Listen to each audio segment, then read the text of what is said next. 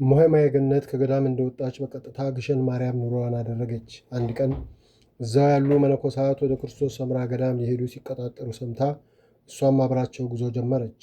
የእማሆይ ማየገነት እናት በሕልማቸው ክርስቶስ ሰምራ ገዳም ሂጂ እዛ ታገኛታለች ብሎ ስለነገራቸው ሕልማቸውን ለማንም ሳይናገሩ ሰፈራቸው ካሉ እማሆይ ካብትሼ ጋር ወደ ገዳሙ ለመሄድ አባ ለአከና ቤተሰባቸውን ተሰናብተው ጉዞ ጀመሩ። ገዳሙ እንደደረሱ በየጫካውና በቤተ ክርስቲያኑ ጥጋጥግ ዛፉና መቃብር ቤቱን ከለላ እያደረጉ ጸሎት የሚያደርሱትን መነኮሳት በጥንቃቄ ማየት መከታተል ስራዬ ብለው ያዙ። እማሆይ ካብትሼ አይ ልጄ የጠፋ መቼ እንደ በፍለጋ ይገኛል፣ ይልቅ አትድከሚ ሲሏቸው የለም የፈጣሪን ነገር ማን ያውቃል አገኛት ይሆናል ብለው በየዛፉና በየጥጋጥጉ ፍለጋቸውን ቀጠሉ።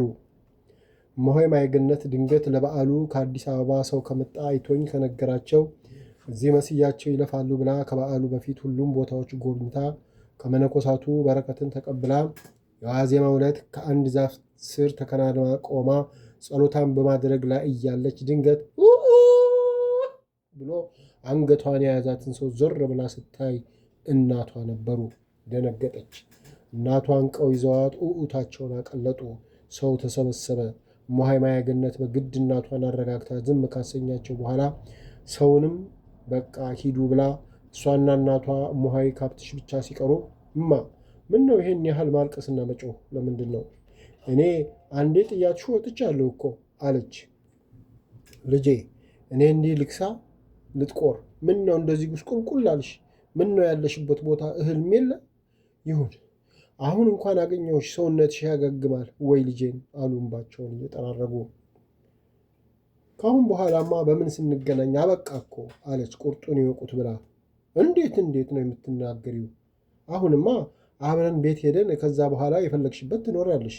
ብቻ እዚህ ቦታ ነው የምኖረው በይኝ አሉ። አልሄድም ትለኛለች ብለው በጣም ፈርተውና ሰግተው።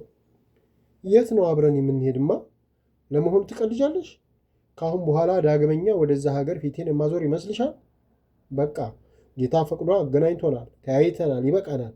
ከዚህ በኋላ አንቺም ወደ ቤትሽ እኔም ወደ በዓቴ አለቀ አለች ኮስተር ብላ። አግኝተዋት ገና ደስታቸውን በወጉ ሳያጣጥሙ እንዲህ አይነት የመረረ ንግግሯን ሲሰሙ ደነገጡ። ሰውነታቸው ተለዋወጠ። እንባቸው በዓይናቸው ሞላ። አይደረግም ልጄ፣ እንዲህም አታረጊም። ምን ነው ይህን ያህል ጠላቶችሽ አይደለን? እንዲህ የጠላሽን አታረጊውም ብለው ልቅሷቸውን ቀጠሉ። እማሆይ ማየገነት ተጨነቀች፣ ግና ራሷን አበረታ እማ ለምን ታስለቅሽኛለሽ?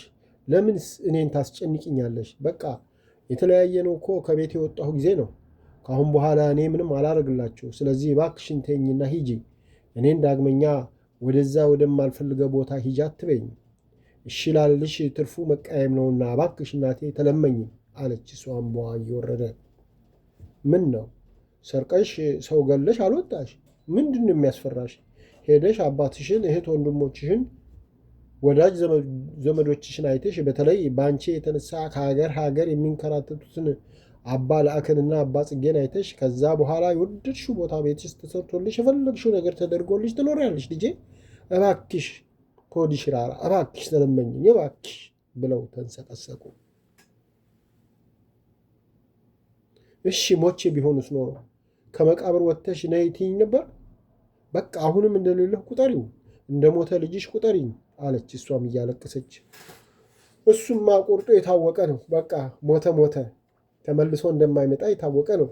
አንቺ ግን በሕይወት አለሽ። እንዴት ጨክነን እንተውሻለን ልጄ? የእናትን አንጀት በምን ታውቂዋለሽ? ወለሽ ብታዩ ታዝኝልኝ ነበር።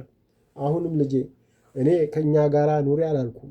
ያልኩሽ ለአንዴ ሄደሽ ሁሉንም ይና ከዛ በኋላ ወደ ወደድሽው ትሄጃለሽ። አይ ፍጹም አይሆንም ካልሽ እኔም ወደዛ አልመለስም።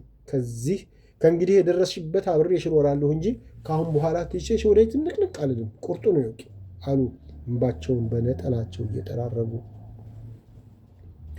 ቅድም ያረጓጓቸው አባት የሆነ ቦታ ደርሰው ሲመለሱ እናትና ልጁ ሲላቀሱ አይተው ወደ እነሱ ሄደው ይሄ ለቅሶ አሁንም አላበቃ አሉ። እናቷ እሳቸውን ሲያዩ አባቴ ረዳኙኝ፣ ረገላግሉኝ አባቴ፣ አንዴ አብራኝ ሄዳ ቤተሰብን አይታ ወደ ፈለገችው ገዳም ትሂድ እርዱን አባቴ አሉ እያለቀሱ። አባ እማሆይ ማየገነትን መልከት አሉና እማሆይ እናቶትን ለምን ያስለቅሳሉ እናቴ አሉ። እማሆይ አጠገብ እየተቀመጡ እኔም የምለው አጥቼ ዝም ብዬ እኮ አያቸዋለሁ። ምን ላድርግ? ቀላሉን ነገር ጋራ አሳክላ ብርሃኑን እንደ ጨለማ ስታይ እስቲ ወልዶ ያሳደገ እንደዚህ ይጠላል አሉ እማሆይ ካብት ሽመር በመገረም። አባ የእማሆይ ካብት ሽመርን አነጋገር ካለመማርና ካለማስተዋል እንደሆነ ተገንዘበው አየት አደረጓቸውና እማሆይ እስቲ ይምጡ፣ ወደዛ ሄደን እኔና እርሶ እንማከር አሉና ከተቀመጡበት ተነስተው ከእማሆይ ጋር ከነሱ ትንሽ ራቅ ብለው ሄደው ቁጭ አሉና እማሆይ መቼምን ቢሞለኩሱ ዞሮ ዞሮ ልጅነት አይቀርም። ለዚህም ነው ፈሊጥ ያጡት። አዩ እናቴ፣ እንዲህ ያለ ፈተና ሲገጥም ፊት ለፊት ድርቅ ብሎ ተሟግቶ ሳይሆን ለስለስ ብሎ በፈሊጥ ነው ማለፍ። አየሽ ልጄ፣ ከቤተሰብ መራቅ ያሰበ ከበዓቱ ከተደበቀበት ከገዳሙ መውጣት የለበትም። ግን በየምክንያቱ ከበዓት ከተወጣ እንዲህ ያለ ፈተና ያጋጥማል። ካጋጠመ ደግሞ በፈሊጥ መወጣት ነው አሉ ወደኋላ የራሳቸውን ያለፈ ታሪክ አስታውሰው። አባቴ እኔ እኮ እናቴ ቅድስት ክርስቶስ ሰምራን በጣም ስለምወዳት የእሷ የተጋድሎ ቦታዋን አይቼ በረከቷን ተቀብዬ ልመለስ ነበር ከገዳሚ አወጣጤ። ይኸው የሰይጣን ይሁን የመንፈስ ቅዱስ አላውቀውም አገናኘን። እሺ ከዚህ በኋላ ግዴታ እሷን ተከትዬ ተመልሼ ወደዛ ወደ ከተማ ሊሄድ? ይሄ እኮ ነው የሚያጨቃጭቀን አለች እምባ እየተናነቃት። ይሄውልሽ ልጄ መቼም አንቱታው ቀርቷል። በጣም ሕፃን ልጅ ነሽ። ይሄውልሽ እኔም ያልኩት ይህንን ነው። በመጀመሪያ ባልወጣሽ ነበር። መውጣትሽ ግን ይህን ፈተና መጣ። አሁን አጉል መፈራገጥ ነው። የሰው ሐዘንና እንባም ግፍ ነው፣ ያውም የእናትህ እምዬ። ስለዚህ ፈሊጠኛ ሆነሽ አብረሻቸው ሂጅና የቀሩትን ቤተሰቦችሽን አይተሽ አረሳስተሽ ውልቅ ወይ በቃ። ከዛ በኋላ እውነት ቆራጥነቱ ካለሽ ከአንድ ቦታ ሳትነቃነቂ ተጋድሎሽን መቀጠል ነው። አሁን ግን እምቢ ብትይ ወይ ትቼሽ አልሄድም ብለው እዚሁ ቢቀሩ የበለጠ ፈተና ነው። እንኳን ትሩፋት ለመስራት በስመ አብ ለማለት አትችይም። እምቢ ማለትሽን ተቀብለው እያዘንቡሽ ቢሄዱና የሆነ ነገር አደጋ ቢያጋጥማቸውም ከጸጸቱም ሌላ ባለዕዳ መሆንሽ ነው። ስለዚህ ጨክነሽ አብረሻቸው ሄደሽ ከዛ በኋላ ልብ ያለው ልብ ያድርግ ነው። አንዱ ፈተና ለአንዱ ፈተና ትምህርት ነውና የዛሬው ፈተና ለነገው ትልቅ ትምህርት ቤትሽ ነው። ስለዚህ አሁን ምንም ሳትይ አብረሻቸው ሂጂ አሉ። እማሆይ ማየገነት አቀርቅራ ስቅስቅ ብላ ለቀሰችና ምን ነው እናቴ አንቺን ብዬ መጥቼ እንዲህ ታረጊኝ? እኔ ስወድሽ ጠላሽኝ አለች። የቅድስት ክርስቶስ ሰምራ ስዕል ፊት ለፊቷ እያየች ኧረ ተይ ልጄ እሷን አትውቀሻት። ምናልባት እኮ የወላጆችሽ እንባ ቅድመ እግዚአብሔር ደርሶ ፈጣሪያቸው እንባቸውን ተቀብሎ ሊያገናኛችሁ ፈልጎ ነው። አንቺንም ከዛ እሳቸውንም ከዚህ ከያላችሁበት ያመጣችሁና በከንቱ አታማሪ። ይልቅ ተመስገነው ብለሽ ለወደፊቱ ቀናውን መንገድ እንዲመራሽ ጸልይ። ልጄ መነኩሴ እኮ ከብረት ምሰሶ የበለጠ ጠንካራ ነውና በዚህ በትንሽ ነገር አትበሳጭ፣ አትመረሪ። እሱ በቃ ብሎ ከዚህ ዓለም በሞት እስኪገላግለው ድረስ ገና ከፊታችን ብዙ መከራ ይጠብቀናል እኮ። እዛች መቃብር አፍ እስክንደርስ እኮ አሳራችን ብዙ ነውና ጠንክሪ ልጄ። መጽሐፈ መነኮሳት ለትንሹ መከራ መቆም ያልቻለ መነኩሴ ለትልቁ መከራ አይቆምም ይላልና የነገውን በጽናት እንድትወጪ ዛሬ ጥርስሽን ነክሰሽ ይሄን ከፊትሽ የተደነቀረውን አሸንፊው አሏት። እሺ አባቴ፣ በእርሶ ጸሎት በፈጣሪ እርዳታ እንዳሉኝ አድርጋለሁ። አንዴ ስንቀለቀል ከበዓቴ ወጥቻለሁ። ምን አድርጋለሁ? እናቴም እምቢ ካልሽ ወደ ቤቴ አልመለስም ብላኛለች። ጨክና ቆርጣ እምቢ ካለች ምን አደርጋታለሁ? በእኔ መጥፋት የተጨነቀው ቤተሰብ እሷ ስትጨመር ፈረሰ በሉት። ስለዚህ እሺ ሄዳለሁ። ከዛ በኋላ ያለውን ደጇ መጥቼ እኔ ለመንኳትን ትታ እሷ ያሰበችውን ያደረገችው ቅድስት ክርስቶስ ሰምራ ራሷ ከፈጣሪዋ ጋር ታብጀው ለእሷ ትቼላታለሁ። የእኔ መፍጨርጨር የትም አላደረሰኝ አለች። ነገሮች ሁሉ ከፈቃዷ ከቁጥጥሯ ውጪ ስለሆነባት ተስፋ ቆርጣ። ተባረኪ ልጄ ተባረኪ። እሱ በጽናት ከታገሉ አባቶች እናቶች መነኮሳት ጋር ይደምርሽ። መጨረሻሽን ያሳምርልሽ። በይ ተነሺ፣ እናትሽን ደስ አሰኛቸው። ታዲያ እንዳልኩሽ የወደፊት ኑሮሽን በዘዴና በፈሊጥ አድርጊው። ፈሊጥ የሌለው መነኩሴ በፀሐይ የሚያበራ ፋኖስ ነውና ብለው ተያይዘው ወደ እናቷና ወደ እማሆይ ከሀብትሽ ሄዱ። አዲስ አበባ ሲደርሱ አባላ ከቤት ገቡ። መላው ቤተሰብ እዛው መጥቶ አያት። የአጎቷ ልጅ በመጣች በሦስተኛው ቀን እማሆይ ወለተ ሚካኤልን ያሰለፈለፈበትን ካሴት ታሰማት። እማሆይ ማየገነት በሰማችው ሁሉ እጅግ ተገረመች። በእውነት እሷ ነች ይህን ሁሉ የምታወራውና የምታደርገው ወይስ ሰይጣን እሷን መስሎ የእሷን ሥጋ ለብሶ ይሆን? ጓደኛዬ ከልጅነት ጀምሮ የማውቃት ያን ሁሉ ነገር ክፉ ደግ አብረን አልፈንና አብረን ሰርተን አብረን ስንኖር ፍጹም አንተዋወቅም ነበር ማለት ነው? ወይ ሰይጣን! እሷን መስሎ እሷን አክሎ እሷን ዞር አድርጎ ራሱ መጣ አለችና በሆዷ እኔ የምለው ለካ ፈጣሪ ካልጠበቀንና እሱ ካልረዳን በቀር ሰው መባሉ ከንቱ ነው። ትላንት መልአክ የነበረው ተለውጦ ሰይጣን ይሆናል። ለካ ሰው በራሱ ምንም አይደለም ማለት ነው። አሁን በእውነት እማሆይ ራሷ ነች ይህን ሁሉ ነገር የምታደርግ? እኔ በበኩሌ ፍጹም አይመስለኝም። ሰይጣን በከይሲ ላይ አድሮ ሔዋንን እንዳሳታት እሷንም ባላሰበችው ነገር ገብቷት ሕሊናዋን ቀይሯት እንጂ እሷማ እንደዚህ አልነበረችም አለች። በካሴቶ የሰማችውንና እነ እማሆይ ሴት የነገሯትን ሁሉ እሷ አረገችው ብላ ለማመን ተቸግራ። ይሄማ ግልጽ ነው። ሰው ወዶ እንኳን አብሮ ተሰዶ አብሮ በኖረ ሰው ላይ ይቅርና ሰይጣን ራሱን ቢያገኘው ይህን ያህል ነገር አያደርግበትም አሉ እማሆይ ሴተ። ሁሌ ነገሩ እያስገረማቸው ነበር። እውነት ነው። ከዚህ ውጭ ምንም ሊሆን አይችልም። ብቻ እማሆይዬ እናንተም እኔም ሳናዝንባት ሳንቀየማት እንጸልይላት። ይሄ ክፉ ጠላት ከሕሊናዋ ወጥቶ በጎ አስባ በጎ ሰርታ በጎ አድራጊ ለበጎ ነገር ሁሉ የተዘጋጀች ሆና ንስሐ ገብታ ከፈጣሪዋ ታርቃ ፈጣሪዋን አስደስታ እሷም በሱ ተደስታ በሰላም ለመኖር ያብቃት። ፈጣሪ እሷ ብትረሳውን በቸርነቱ አይርሳት። አሁን የእሷን ነገር እንተው። እኔ ፈራሁ። የእሷን ነገር ሳስብ በንዴት ወይ በልህ አመካይቶ ወደ እኔ እንዳይመጣ ሰጋሁ። በቃ ይቅር፣ የእሷን ከጸሎት በቀር በምንም ነገር ከእንግዲህ አናንሳት አለች። በውስጧ የሆነ ነገር ቅጥል ሲያረጋት ፈርታ። ልክ ነው እንቶ የሰይጣን መንፈስ እኮ እንዳልሽው በነገር በወሬ በንዴት ይገባልና ይቅር፣ እኛንም እሷንም ፈጣሪ ይቅር ይበላል ብለው ስለ ወደፊት ኑሯቸው በሰፊው ተወያይተው እማሆይ ማየገነት ከእነሱ ጋር ደብረ ሊባኖስ አልቀመጥም ስላለቻቸው እንግዲህ አይሆንም ካልሽ በዓትሽን አሳውቂንና እንጠያየቅ አሉ እማሆይ ሴተ። እንግዲህ እስካሁን በዓቴን አላወቅኩም። እኔ ተመልሼ ወደ ነበርኩበት ልሂድ እላለሁ እና አባ ደግሞ አይሆንም እኛ ላንቺ የሚስማማ ሌላ ገዳም አግኝተናል ይላሉ። ለማንኛውም ከእነሱ ጋር ተነጋግረንና ተወያይተን የደረስንበትን ውሳኔ ልክባችኋለሁ። ከአሁን በኋላማ በደንብ እንጠያየቃለን አለቻቸውና ሌላ መንፈሳዊ ነገሮችን ሲጨዋወቱ ውለው ተለያዩ። እማሆይ ማየገነትና እና አባ ላከ ወደፊት ስለምትኖሩበት ገዳም ውይይት ይዘዋል። ወየው ጉድ! ለካ ሰው ከሰው ልደብቅ ካለ ራሱን ካላጋለጠ በቀር ሰው ፈልጎ እንደማያገኘው ትክክለኛ እውነተኛ መሆኑን አመንኩ። አሁን በእኔ ቤት ግሸን ምድር ላይ የቀረኝ ቦታ ወይ የተሸፋፈነ ወይ ጫካ የሚል መነኩሴ ተከታትዬ ያላየሁት የለም ብዬ ነበር። ግን እዛው ሆና ሳላያት መቅረቴ አይገርምም አሉ አባ ላከ።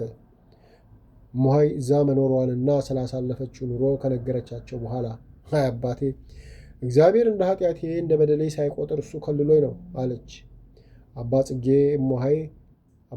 እማሆይ አሁንም ተመልሼ እዛው ልሂድ ነው የምትይው? እዛ መኖር ትንሽ አይከብድም ልጄ? ለሌላ ሳይሆን ሁሌ በሰው ቤት ልስራ ብትይ አይሆን፣ ቦታው አይገኝ። ታዲያ ሁሌ በዓል በመጣ ቁጥር ተሳቆ ተጓጉዞ ደሞስ እስከ መቼ ድረስ የኔ ባላሉት ቤት ውስጥ ይኖራል? በእርግጥ ገዳምነት አንድነት ቢኖረው ጥሩ። እሱ ቢሆን ሁሉ የራስሽ ነው። ማንም ሰራው ማን የሚያዝበት ገዳሙ ስለሆነ መሳቀቅ የለበትም። ይህ እኮ ባለቤቱ በቃ ውጪ ካለ መውጣት ነው። ሁሌ ኑሮሽ በባለቤቱ በጎ ፈቃድ ላይ የተመሰረተ ነው። ስለዚህ ልጄ ወይ ጨርሶ እልም ብሎ ከሰው ሸሽቶ በረሃ ካልተገባ በቀር ግዴታ አንድ የኔ የምንለው በዓት ሊኖረን ይገባልና እንደኔ አባ ላከ ያሉት ገዳም ይሻላል አሉ። አዎ ልጄ፣ ገዳሙ ለአንቺ በጣም ጥሩ ተስማሚም ነው። እኔ ያኔ አስተዳዳሪ በነበርኩበት ጊዜ እንዴት ተመችቶኝ ነበር መሰለሽ። ብጸልይ፣ ብነሳ፣ በወድቅ የፈለገ ትሩፋት ብሰራ እንዴት የተመቻቸ ገዳም ነበር። መቼም የጌታ ፈቃድ ሆኖ ወደዚህ ተዘዋወርኩ እንጂ እዛ በሆን ኖሮ ይሄኔ ክንፍ አወጣ ነበር። ቦታው እኮ ደካማ ሰው እንኳ ቢሄድበት ግድ ያበረታል። ጸጥታው፣ ሰላሙ፣ ዙሪያው የቅዱሳን መናኸሪያ መሆኑ ብቻ ፈጣሪ በገሃድ የሚገኝበት ቦታ ነው። በተለይ እንዳንቺ ያለ እንዲህ ለትሩፋት የሚፋጠንባ በትንሽ ቀን ምድራዊ መልአክ ነው የሚሆነው አሉ አባ ላከ ለቦታው ባላቸው ከፍተኛ ክብርና አድናቆት ከልባቸው በመነጨ እውነተኛ ፍቅር። እሱማ ቦታውን እግሬ አይርገጠው እንጂ ሁሌ ስለ ቦታው ታላቅነት እርስዎም ሆኖ አባቴ ስታወሩ ስለምሰማ በጣም ወደዋለሁ። ግን አለችና ተወችው። ግን ምን ልጄ? ስለ መኖሪያ ቤት ከሆነ ሁሉ በጄ ነው። ከቤተ ክርስቲያኑ አጠገብ ቤት ይሰራልሻል፣ ድርጎ ይወጣልሻል። በቃ የማህበር ስራ እንደሆነ በዓመት 2 ነው ማለት ለአረምና ለቆረጣ። እሱም ቢሆን ሴቶች የሚሰሩት ምግብ ማብሰል ብቻ ስለሆነ ከማንም አያገናኝ። ከዛ በተረፈ በርሽን ዘግተሽ ልብሽ ያሰበውን ብታደርጊ ማን ያይሻል? በቅተሽ ክንፍ አውጥተሽ ባጠገባቸው ብትበሪ ቁም ነገር ብሎ የሚያይ የለም። ደግሞም የወንዱ የሴቱ ገዳም የተለያየ ነው። በጣም ይራራቃል። አስተዳደሩ በአንድነቱ ብቻ ነው አንድ የሆነው እንጂ በምንም አይገናኝም። ስለዚህ እባክሽ እሺ በይኝና እዛ ሁኚ፣ እኛም ልባችን ይረፍ አሉ አባ ላከ እየተለማመጧት። አባቴ፣ እኔ እኮ የጠላሁት መኖሪያዬን ካወቁ ቤተሰብ ያስቸግረኛል። እኔ የምፈልገው ጸጥ ብዬ መኖር ነው፣ እነሱ ደግሞ በየጊዜው መገናኘት። ይሄ እኮ ነው ችግሬ። ባለፈው ከቤተሰብ በመገናኘታቸው የተነሳ ነው ይህ ሁሉ ችግር የደረሰው። ከኔ አልፎ እሷን ከነዘመዶቿ ገደል ከተታት ቤተሰብ ነው። ስለዚህ ቤተሰብ የሚያውቀው ቦታ መቀመጥ መዘዙ ክፉ ነው አለች። ምን ነው ልጄ? ያለፈው ጥሩ ትምህርት ለሁላችንም ሰጥቶን አልፏል። ከእንግዲህ አይደገምም። በእርግጥም ቤተሰብ ጨርሶ አሌዋ የኝ አይባልም። ግን በዓመት አንዴ ለክብረ በዓሉ መጥተው ዋል አደር ብለው አንቺንም አይተው ከገዳሙም በረከት አግኝተው ይመለሳሉ። ከዚህ ውጭ ልምጣስ ቢሉ መች እንደዚህ የሚደፈር ቦታ ነው? እንኳን በዘወትር በዓመት በዓልም እዛ ለመድረስ ስንት መከራ ታይቶ ነው። ስለዚህ በዚህ በኩል ምንም የሚያሰጋና የሚያስጨንቅ ነገር የለም አሉ አባ ጽጌ። የቦታው መራቅ ብቻ ሳይሆን ከእንግዲህ እዚህ አፍንጫች ስር እንኳ ብትሆኚ እንደ ድሮ እየተግበሰበሱ መምጣትና ያለ ፈቃድሽ አንዳች ነገር ማድረግ ቀረ። ይህን ላያደርግ ሁሉም ቃል ገብቷል። ወይ ጉድ! ያንቺ ነገር አልሆንለት ብሎ አገርን ሲያምስ የከረመው ወንድምሽ እንኳን ያለችበት ይታወቅ፣ ድምጿ ብቻ ይጥፋብኝ እንጂ እሷኑ ካላለች በቀር ያለ ፍላጎቱ አንዳች ነገር አላደርግም ብሎ በቀደም ሲምል ሲገዘት ነበር አሉ አባ ላከ ፈገግ ብለው። እማሆይ ማየገነት ምንም ማድረግ አልቻለችም። ምንም ማምለጫም አላገኘችም። እሷ ስትሸሽ እነሱ ሲከተሉ እዚህ ደረሰች። አሁንም ልሽሽ ልጽፋ ብትል ያው ነው። ሁሌ ሽሽት፣ ሁሌ አዲስ ቦታ፣ አዲስ ቤት ማሟሸት። በቃ ትርፉ ይሄ ብቻ ነው። እንደፈለገች ብለው ላይለቋት ሽሽቷ፣ ጥረቷ ከንቱ ጊዜ ማባክን ብቻ መስሎ ታያት። ስለዚህ እንዳሉት አንድ በአቴ ቦታዬ ገዳሜ የምትለውና ነፍስና ስጋዋን አሳርፋ የምትኖርበት ቦታ ያስፈልጋታል። በእርግጥ ግሸን ተስማምቷት ነበር። ግን አባ ጽጌ እንዳሉት የኔ የምትለው በዓት የላትም። ያ ቤትም ቢሆን ሰውየው ውጪ ቢል ወይ ቀድሟት ቢሞት የመኖሩ ዋስትናዋ አስተማማኝ አይደለም። ደግሞም በየበዓላቱ ከሚመጡ ተከራዮች ጋር መፋጠት በዓት የሌለው ሰው ኧረ ስንት መከራ አለበት። ስለዚህ ግዴታ የኔ የምትለው ገዳም፣ የኔ የምትለው መኖሪያ መኖሩ ግድ ነው። ያ ደግሞ አባ ላከ ያሉት ገዳም ነው። በቃ ግዴታ መወሰን ነበረባትና አውጥታ ውርዳ እሳቸው ባሉት ገዳም ለመኖር ተስማማች። አባ ላከና አባ ጽጌ ከመጠን በላይ ተደሰቱ። ሁለቱም እማሆይ ከመጣች በኋላ ስለ ወደፊት ኑሮዋ ከመላው ቤተሰብ ጋር ብዙ ተወያይተውና ተነጋግረው እነሱ እንዲያሳምኗት ተደርጎ ነበር። ስለዚህ ተሳክቶላቸው እሺ ስትል ደስታቸው ወሰን አጣ። ሁለቱም በየተራ እየሳሙ ደስታቸውን ከገለጹላት በኋላ መረቋት፣ አመሰግኗት። አባ ላከ ተባረኪ ልጄ፣ በቃ ሁሉን አዘጋጃጅተን ሰሞኑን አብረን እንሄዳለን።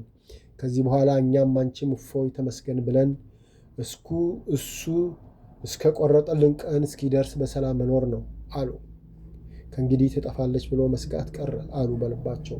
አባ ጽጌም ተባረኪ ልጄ፣ ከእንግዲህ በገዳምሽ ተመስገን ብለሽ እንደ ልብሽ መኖር ነው። አሁን እንደዚህ መኖሪያሽ ከታወቀ ለአባትሽም እንልክባቸዋለን። በጣም እያሰቡ ናቸው። ሰሞኑን አባ ዘመድኩን ወደዛው ጠቅለው ስለሚሄዱ ለሳቸው እንልካለን አሉ። እኔ የምለው ማኅበረ ሥላሴ መኖራቸውን ማን አውቀው ነገራቸውና ሄደው አገኟቸው? እንደው አይን ላይን ተያዩ? ምን ይመስላሉ አሉ አለች ስለሳቸው ለመስማት በጣም ጓጉታ። አባ ላእከ አባ ዘመድኩን የነገሯቸውን ሁሉ ነገሯትና ተጋድሏቸው በጣም ከባድ ነው አሉ። ሰውነታቸው አልቆ አጽማቸው ብቻ ቀርቷል አሉ። ጸሎት የሚያደርጉት ጉድጓድ ቆፍረው እዛ ውስጥ ነው። ሲደክማቸው ግድግዳውን እንዳይደገፉ ግድግዳውን በአጋም እሾህ ሸፍነውታል አሉ። ምግብ የሚቀምሱት በሁለት ቀን አንዴ ነው፣ እሱም ደረቅ ዳቤ። ፊታቸው የሚያነቡት ቦይ ሰርቷል።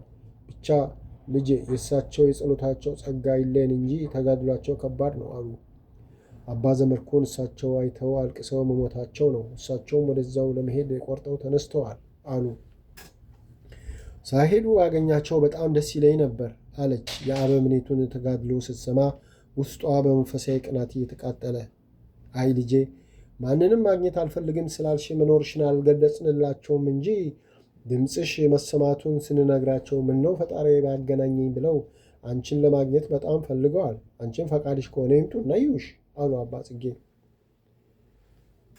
አባ ዘመድኩን እማሆይ ገነትን ሲያዩ ደነገጡ። ውስጣቸው ተረበሸ። ወይኔ የአባ ሲገርመኝ ይቺ አንድ ፍሬ ልጅም እንዲሁ አጥንቷ ወጥቶ ፊቷ ተቀይሮ በተጋድሎ ስትተጋ፣ ወይ አባ ዘመድኩን ቁጭ ብለህ ነግቶ መሸብህ አሉ ራሳቸውን እየወቀሱ። አባቴ እንዴት ኖት? መቼም መነኩሴ ቢሸፍት ቤተ ክርስቲያኑ ጓሮ ነው እና እዛው ስንደፋደፍ ይኸው ተይዤ መጣሁ አለች ፈገግ ብላ። አይ ልጄ ቤተ ክርስቲያን ጓሮ እኮ ሲንደፋደፍ የሚያዘው ጀግና ቆራጥ ተጋዳይ መነኩሴ ነው። የዘመድኩን አይነቱ ለፈስፋሳ ከተማ ለከተማ ሲንቀዋለል በጠላት ጦር ተማርኮ ይቀራል አሉ እምባ እየተናነቃቸው። አይ መቼም ለሁሉም የጸጋ ስጦታ አለው እና በተሰጠው ስጦታ ተግቶ ከሰራበት በረሃ ከወደቀው ጋር ዋጋው እኩል ነው። ማለቴ ሁለቱም በያሉበት እግዚአብሔር የሚከብርበትን እሱ የሚወደውን ካደረጉ ነው። ያለበለዚያ እኮ በረሃ መውደቅ ብቻውን ዋጋና ጸጋን አያበዛም እኮ አባቴ። ስለዚህ እርሶም እስከ ዛሬ በተሰጦት መክሊት በሚገባ እየሰሩበት እኮ ነው አሉ አባ ጽጌ። ስጋ ቁጥር ቢሉት ጣፊያ እንዳለ አሉ። እኔም እንደዛ እንደ ጣፊያው ካልተቆጠርኩ በቀር የሰራሁት ቁም ነገር የለም። ለመሆኑ ልጄ ወዴት ሸፍተሽ ኖረዋል አሉ አሁንም የእሷን ሁኔታ በሐዘኔታ እየተመለከቱ። እየነገርኩት አባቴ መነኩሴ ከቤተ ክርስቲያን ጓሮ በቀር የት መሸፈኛ መደበቅ ያለው? ግሸን ማርያም ነበርኩ። ከዛ እናቴ የክርስቶስ ሰምራን ልሳለም ሄጄ እናቴ እዛው ቤተ ክርስቲያን ግቢ ያዘችኝና ይኸው መጣሁ። መሮጥ እንጂ ማሸነፍ ያልቻልኩ ቀሽም ሯጭ ነኝ አለች በራሷ እያዘነች። ታይ ልጄ እንዲህ አትበይ። እግዚአብሔር እኮ የአንችን ሩጫን ብቻ ሳይሆን ስትሮጪ ከዓይናቸው የተሰወርሽባቸውንና ስለ አንቺ የሚጨነቁትንም ሰዎች ያያልና ሚዛኑ ወዳደላበት ነው እሱም የሚመለከተው። ስለዚህ የዚህ ሁሉ ቤተሰቦችሽ ሐዘንና እምባ ነው እጃቸው የጣለሽ። እንኳን እዚህ ያሉት አባ እንኳ መጥፋትሽን ሲሰማ ያለቀሰው እምባ እንኳን በሕይወት እያለሽ ከመቃብርም ነጥቆ ያወጣል አሉ አባ ለገብረ ክርስቶስ በሷ በእርሳቸውና በቤተሰባቸው ላይ የተባለውን የተወራውን የነገሯቸው ጊዜ የት ደርሳ የት ወድቃ ቀርታ ይሆን? ይቺ አንድ ፍሬ ልጅ ትላንት መንኩሳ ዛሬ ስደት ብለው የደረሰባትን መከራ አሰላስለው ስቅስቅ ብለው ያለቀሱትን አስታውሰው ለመሆኑ አባቴ እንዴት ናቸው አለች እና አባ ቢነግሯትም ከሳቸው በድጋሚ መስማት ፈልጋ። አለ እሱ ምን ይሆናል? ምድራዊ መልአክ ሆኖ እኔ ነኝ እንጂ እንደ በሬ ሽንት ወደ ኋላ የምጓዘው አሉ በጓደኛቸው ተጋድሎ በመንፈሳዊ ቅናት እሳቸው መሆን እየተመኙ። አባቴ ለመሆኑ እርሶና አባታችን ጓደኛ የሆናችሁት መቼ ነው አለች። በእነሱ ጓደኝነት የጠበቀ ፍቅርና ባላቸው እውነተኛ መተሳሰብ ከልቧ በማድነቅና እድለኞች ናችሁ በፍቅር በጓደኝነት አብራችሁ መዝለቃችሁ አለች በልቧ የእሷንና የጓደኛዋን ከነሱ ጋር አስተያይታ። የእኔና የሱ ጓደኝነት የዛሬ አይደለም እኮ ልጄ። ገና እኔም እሱም በ10ዎቹ ዕድሜ ውስጥ እያለን ማኅበረ ሥላሴ ገዳም በአርድእትነት እያለን ተገናኘን። በቃ ቀስ በቀስ ጓደኝነታችን ጠነከረ፣ ባህሪያችን ተስማማ። በተለይ እሱ ከራሱ በላይ ለእኔ የሚያስብ እኔን የሚንከባከብ ሆነ። ብቻ ልጄ ዕለት ከዕለት ፍቅራችን እያበበ ነፍስና ሥጋችን እየተሳሰረ መጣ። አብረን መነኮስን፣ አብረን አዲስ አበባ መጣን። ይኸው አንዴ ሳንለያይ አብረን አረጀን። አሁንም ለትንሽ ጊዜ ተለያይተን ምድር ጠቦኝ ቀን ጨልሞብኝ ነበር። የፍቅር አምላክ መልሶ አገናኘን። ይኸው እሱ ፈጣሪ ፈቃዱ ከሆነ እኔም በዚህ ሳምንት ወደ እሱ ሊሄድ ነው። ልጄ እኔና እሱ መበጠስ መለያየት በማይችል በጠንካራ ክር ነው የተሰፋ ነው። ሞት እንኳ በጥሶ እንደማይለያየን አብሮ እንደሚወስደን እርግጠኛ ነኝ አሉ። ሁለታችሁም እድለኞች ናችሁ። እንደዚህ እስከ መቃብር አብሮ የሚጓዝ ባልንጀርነት እንዴት ያስቀናል! ገና ስትፈጠሩ እሱ ባርኳችኋል። እኛ እንኳን እንደናንተ 2000 በት እስኪያወጡ አብሮ በፍቅር ባልቀዘቀዘ ከልብ በመነጨ የጓደኝነት ስሜት ልንኖር ቀርቶ ያሳለፍነውን ትንሽን ብትሆን ጥሩ ጊዜ አስበን እንኳ በሰላም መለያየት አቅቶን ለመገዳደል ቢላ እንስላለን አለች በሐዘን። ወይ ልጄ ሰው እኮ እንደ መልኩ አስተያየቱና ስራው ይለያያል። በእርግጥ እንዳልሽው እሱ ሳይሆን እድለኛው እኔ ነኝ። ለምን ብቲ የእኔ አመል ከውሃ የቀጠነ በጣም አስቸጋሪ ነው። ግን የት ጥልህ ብሎ እሱን የመሰለ አመለ ቅቤ ልበ ዋህ ሰጠኝ። ይኸው ችሎኝ ተሸክሞኝ አዝሎኝ እስከ ዛሬ አለ። ስለዚህ እኔ እድለኛ ነኝ። አንቺም ብትሆኚ እድለቢስ ሆነሽ ሳይሆን ያው እንደተነገረሽ ፈተና ስላለብሽ መፈተንና እንደ ወርቅ ነጥሮ መውጣት አለብሽ። በመከራሽ የምታገኘው ጣፋጭ ድል፣ ጣፋጭ ጸጋና ክብር ጓደኛ እንዲሆንሽ ጌታ እስከፈቀደ የሰው ጓደኝነት ከዚህ ከታላቅ ሰማያዊ ክብር እንዳያደናቅፍሽ ብሎ ነው እንጂ ጠማማውን ቀና አድርጎ መስጠቱን አጥቶበት አይደለም ልጄ አሉ በጓደኛዋ ነገር ልቧ በሐዘን መሰበሩን አይተው። ይሁና መቼስ ምን ይደረጋል። አሁን መቼ ልትሄዱ አስቡ አባቴ አለች። እንግዲህ ፈጣሪ ፈቃዱ ከሆነ በዚሁ ሳምንት ያጅ ነኝ። ሁሉን ጨርሻለሁ። የቀረኝ መሄድ ብቻ ነው። መቼም አባ ያንቺን መገኘት ሲሰማ እንዴት እንደሚደሰት እንጃ አሉ የጓደኛቸው ደስታ ታይቷቸው። እኔም በዚሁ ሳምንት ወደ በዓቴ ሳልሄድ አልቀርም ብላ የምትሄድበትን ገዳምና እና አባ እንዴት እንዳሳመኗት ነገረቻቸውና እንግዲህ ካሁን በኋላ ገዳሜ በዓቴ እዛ ነው። ለአባም ደብዳቤ ልጻፍና ይዘውልኝ ይሄዳሉ ብላቸው ደብዳቤውን ለእነ አባ ጽጌ ላኪው ብለዋት ተሰናብተዋት ወጡ።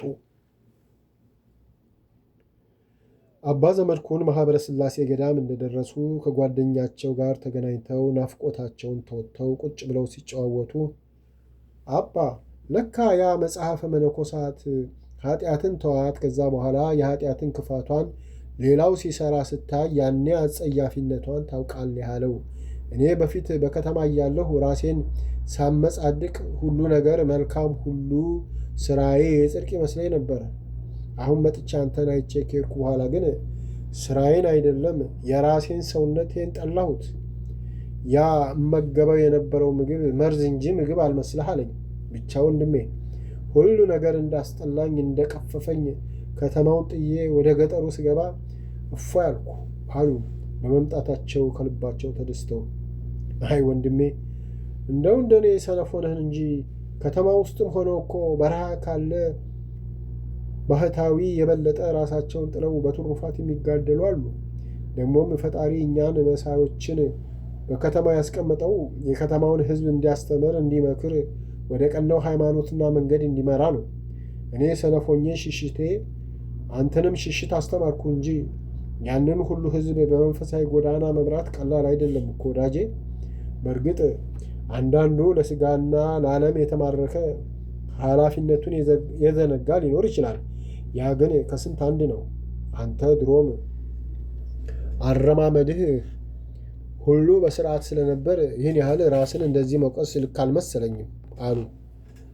በል ወዳጄ ጠማማውን ቀና ማለት ድሮም ልምድህ ነው እንጂ የኔን በስርዓት መራመድን ቶ ይልቅ ያቺ የተባረከች ልጅ የጻፈችልህን ደብዳቤ እንኳ መቼም እኔ ስልፈሰፈስ አንተና እሷ ረጅሙን ጉዞ በቆራጥነት ተያይዛችሁታል። ብታያት እኮ ስጋዋ አልቆ ያለችው ባጥንቷ ነው። ጎበዝ ተጋዳይ ሆናለች አሉ።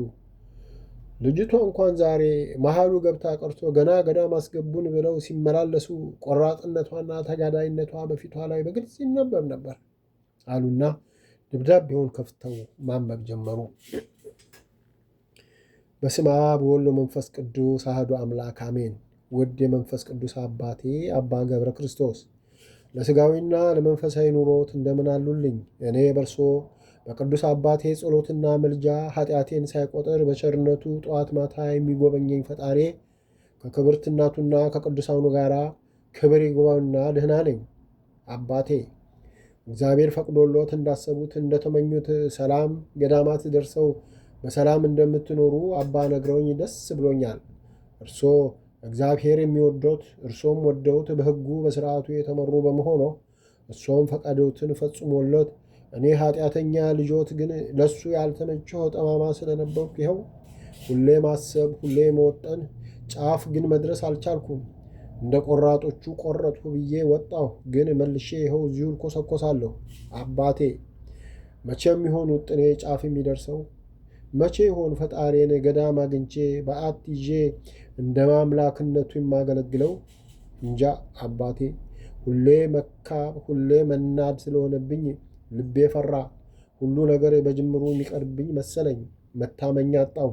ስጋት ከበበኝ። አባቴ እባክዎ አጥብቀው ጸልዩልኝ።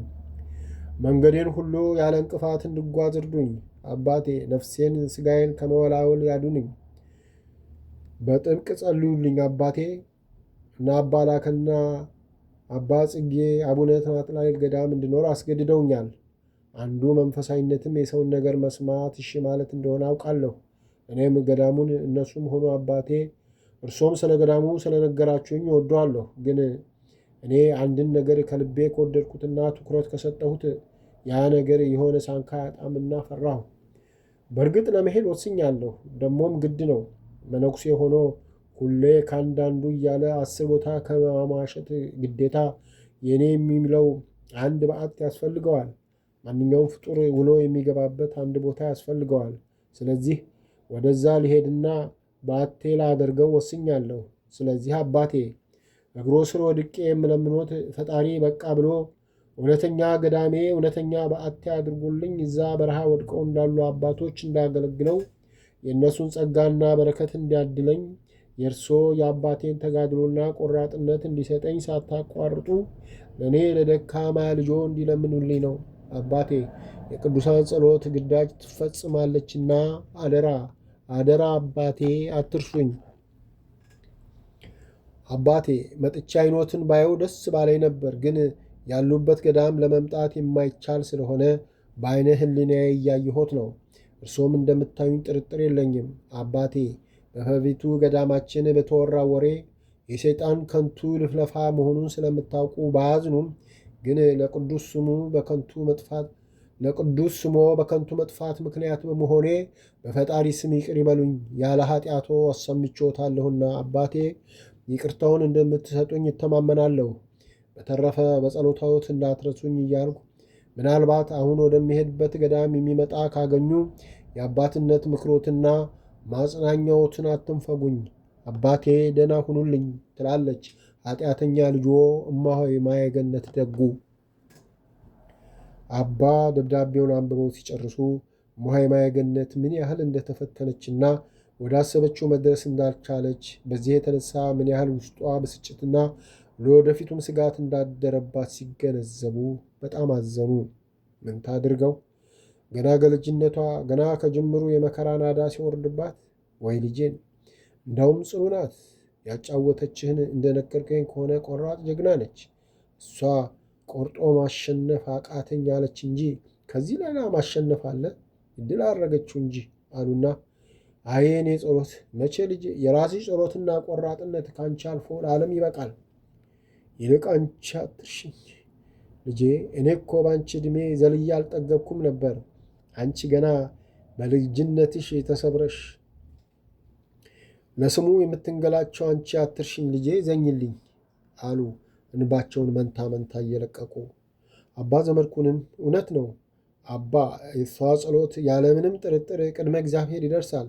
ብታያት እኮ ቅስሟ ስብር ብሎ መንፈሳዊ ጸጋ ተጎናጽፋ ከሰማይ የወረደች መልአክ ትመስላለች። አይ መታደል! አይ መመረጥ! እኔ በዕድሜ ብዙ ገዳማትን ብዙ መነኮሳትን አይቻለሁ። እንደሷ በሁሉ ነገር የተዋጣለት መነኩሴ አላየሁም አሉ። እሳቸውም እንባ እየተናነቃቸው። ለዚህ አይደል ሰይጣን ፋታ ሳጥቶ እየተከታተለ የሚፈታተናት? ይሄ የመናኝ ጸር መቼም ይልፋ እንጂ ፈጣሪ ለእሷ አሳልፎ አይሰጠን። አባ በል ከዛሬ ጀምሮ እኔም አንተም ለዚች ልጅ አጥብቀን እንጸልይ። እኛ ቢሆንም ዕድሜያችንን አጋምሰነዋል። እሷ ግን ገና አልጀመረችውምና መንገዷ ላይ የተደነቀረ መራመድ ከልክሎ እንዳያዳክማት ሳንታክት እንጸልይ። አደራ ሸክሟን መርዳት ሳይሆን እኛው እንሸከምላት አሉና በዚህ ጉዳይ ብዙ ሲወያዩ ሲጨዋወቱ ቆይተው በጸሎት ለመትጋት ተስማምተው ወደ የበዓታቸው ገቡ።